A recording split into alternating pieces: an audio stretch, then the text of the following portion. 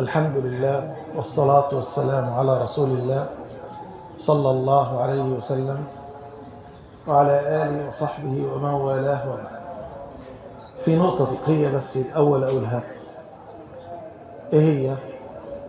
في بعض الناس لما تصلي الفرض مثلا تقوم مباشرة يصليها السنة. نهى النبي عليه الصلاة والسلام عن الوصل في الصلاة، يعني تطلع من صلاة تخش في صلاة على طول مباشر. نهى النبي عن كده عليه الصلاة والسلام. لابد أن تقول أذكار أو أن تتحرك من مكانك أو تتكلم عشان خاطر تخش في صلاة تانية. نرجع لسيدنا لقمان عليه السلام.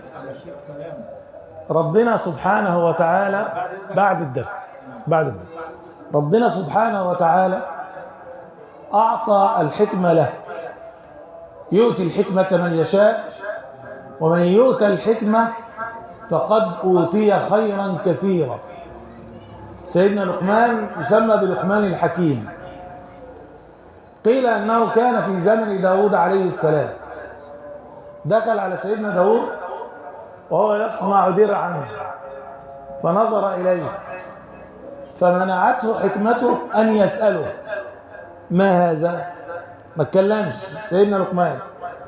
فلما فرغ داود عليه السلام من صناعته قال هذا درع للحرب.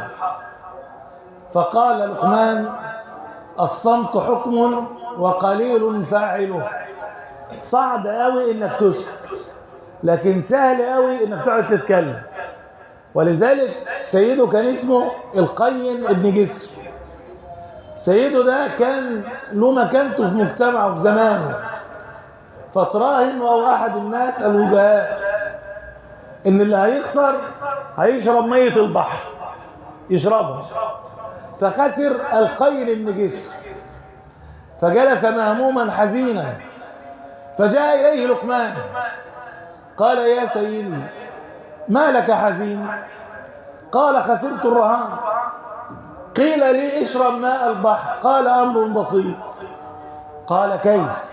ازاي يعني تتخرجني من دي؟ قال له اذا قيل لك اشرب ماء البحر قل له امسك المد. طبعا في مد وفي ايه؟ جزر. استحاله هو يمسك المد، فانت كده خرجت من الايه؟ من الرهان بتاعك. ففعل فخرج من رهانه فاعتقه خلاه حر الوجه ايه؟ لوجه الله. ولذلك الخان ابن جسر كان بيسأل بقى لقمان الحكيم.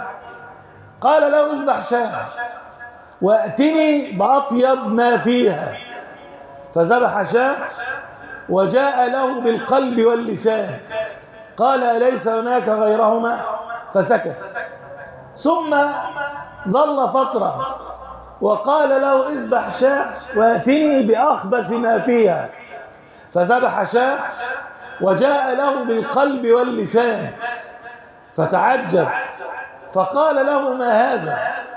قال هما الأطيبان إن طابا وهما الأخبثان إن خبثا. ما هو القلب واللسان هما دول اللي في الإنسان. أي حاجة اللي في القلب اللي بيترجمها إيه؟ اللسان. ولذلك احنا بنقول بالفلاح إيه؟ اللي في قلبه على لسانه.